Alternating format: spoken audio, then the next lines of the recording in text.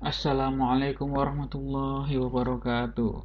Adik-adik semuanya, sebelum kita masuk materi, ada baiknya kita berdoa, kita hening sejenak untuk memohon kepada Allah agar apa yang kita pelajari kali ini bisa dipahami dengan sebaik-baiknya. Doa dimulai.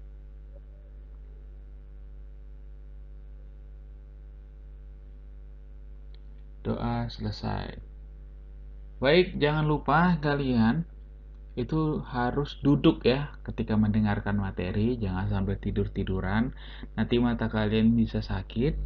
Jadi harus duduk, tatap handphonenya atau laptopnya itu dengan cara yang baik. Oke, sekarang kita akan masuk ke materi. Ini bab 9, manajemen. Nah, jadi apa sih itu manajemen? Nah, ini untuk kalian yang mau jadi manajer, ini sudah tepat ini pelajarannya. Jadi orang yang melakukan manajemen ataupun orang yang melakukan fungsi-fungsi manajemen itu disebut dengan manajer. Mungkin kalian sering dengar ya, manajer di perusahaan. Nah, berarti dia yang melakukan manajemen. Manajemen itu mengelola ya, mengelola tentang jalannya usaha agar mencapai tujuan. Oke. Nah, kita lihat ini tulisan di bawah. Suatu badan usaha harus dikelola sebaik-baiknya agar dapat mencapai tujuan yang telah direncanakan sebelumnya. Tujuan itu harus direncanakan, dan untuk mencapai tujuan itu harus dikelola. Nah, bagaimana mengelolanya? Itulah kita harus tahu bagaimana cara manajemen yang baik. Ya. Oke, kita lanjut. Oleh karena itu, badan usaha harus dikelola dengan sebaik-baiknya. Usaha atau seni mengelola badan usaha sering disebut dengan manajemen. Nah, jadi manajemen itu bisa juga disebut dengan seni, ya. Seni mengelola. Jadi kalau misalkan kita mengelolanya baik, maka hasilnya pun baik. Nah, gitu ya. Penerapan manajemen pada sebuah kegiatan badan usaha pada dasarnya melaksanakan fungsi-fungsi manajemen. Pelaksanaan fungsi-fungsi manajemen yang diterapkan dalam badan usaha dilaksanakan oleh para manajer yang ada di dalam badan usaha tersebut. Sebelumnya kita sudah belajar tentang badan usaha ya. Nah, jadi mau di BUMN, BUMD, BUMS, semuanya itu melakukan fungsi-fungsi manajemen. Oke. Nah, nanti ada 5 ya yang kita akan pelajari. Yang pertama, pengertian manajemen. Jadi ada banyak pengertian manajemen menurut beberapa pihak ataupun beberapa tokoh. Nah, masing-masing itu berbeda ya. Nah, kalian harus tahu ini tokohnya siapa-siapa saja. Ada Ladder Gulick yang pertama. Ladder Gulick itu menyatakan bahwa manajemen itu sebagai sebuah ilmu pengetahuan ataupun knowledge. Nah, itu Ladder Gulick. Pendapat si Ladder Gulick. Yang kedua, Mary Parker Follett. Apa menurut dia manajemen itu? Manajemen adalah sebagai seni dalam menyelesaikan pekerjaan melalui orang lain.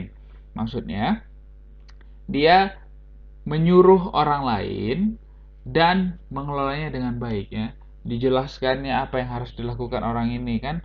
Dia itu kan manajer itu kan punya bawahan ya. Bawahan itu disuruhnya dan tepat dalam menyuruh itu sehingga bawahan itu bisa dengan baik menyelesaikan pekerjaannya. Nah, itu menurut si Mary Parker Follett. Lalu ada George R. Terry ya. Nama-namanya ini kalian harus catat ya, karena mungkin ini yang keluar nanti di saat ujian. Dan di SBMPTN pun ini sering keluar. Nah, jadi kalian harus catat ya. Menurut si George R. Terry, manajemen adalah proses perencanaan, pengorganisasian, penggerakan, dan pengawasan melalui orang lain dengan mencapai tujuan. Nah, di sini ada rencana ya, rencana, organisasi, ya, penggerak dan pengawas melalui orang lain. Jadi orang yang disuruh tadi itu sudah ada 4 item direncanakan, diorganisasikan, digerakkan, dan diawasi. Nah, itu menurut George ya. Lalu ada Henry Fayol. Nah, Henry Fayol ini yang paling sering keluar ini. Nah, Henry Fayol ini kan harus ingat, inilah dia tokoh manajemen ya. Apa menurut si Henry Fayol? Manajemen adalah proses perencanaan, pengorganisasian, penggerakan, dan pengawasan dalam mencapai tujuan. Nah, kurang lebih sama dengan George R. Terry ya. Kurang lebih sama. Jadi nggak perlu bingung-bingung ya. Hanya saja nama tokohnya saja yang berbeda. Lalu ada James A.F. Stunner. Manajemen adalah proses perencanaan, pengorganisasian, pengarahan, dan pengawasan usaha-usaha para anggota organisasi dan pengguna sumber-sumber daya organisasi lainnya agar mencapai tujuan organisasi yang ditetapkan. Ini pun kurang lebih sama ya, cuman lebih lengkap dia. Jadi kalau yang lebih panjang itu pengertian menurut si James A.F. Stunner ya, agak payah dia disebutkan. Oke, kita lanjut. Nah, dari definisi itu kita dapat simpulkan ya bahwa manajemen itu ada 3 hal, mencakup 3 hal. Yang pertama proses, yang kedua kegiatan, yang ketiga tujuan. Nah, jadi seperti ini.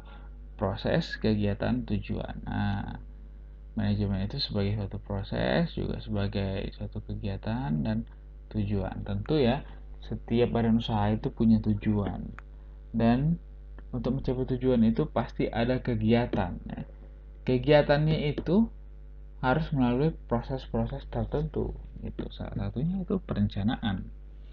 Jadi, manajemen dapat dirumuskan sebagai sebuah proses perencanaan, pengorganisasian, kepemimpinan, pengendalian, kegiatan anggota organisasi, dan proses pengguna sumber daya organisasi untuk mencapai tujuan organisasi yang telah ditetapkan. Nah, jadi ini ya, manajemen itu apa? Selalu ada rencana. Bagaimana kita untuk mencapai tujuan yang baik? Harus direncanakan dengan baik ya. Lalu rencana itu bisa berjalan jika organisasinya pun baik ya.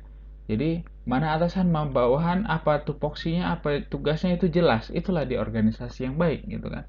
Lalu kepemimpinan yang baik itu adalah kepemimpinan yang mengetahui dengan baik apa yang harus dilakukan bawahannya. Itu. Lalu pengendalian. Nah, ini sama seperti pengawasan ya. Kalau kita sudah menyuruh bawahan, apa yang dikerjakan bawahan harus kita awasi. Ya, jangan kita lepas tangan. Itu manajemen yang tidak baik. Kita harus mengetahui dan mengawasi apa yang dilakukan bawahan. Sehingga apabila terjadi kesalahan ataupun tidak sesuai dengan apa yang harus dikerjakannya, kita bisa langsung menegur begitu. Oke.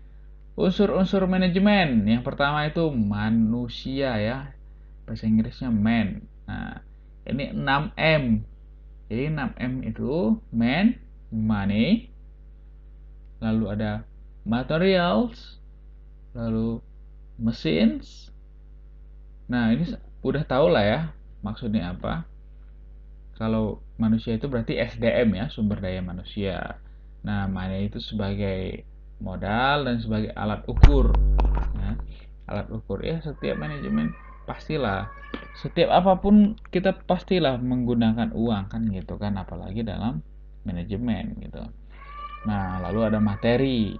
Nah, materi ini bahan setengah jadi, raw material, dan bahan jadi.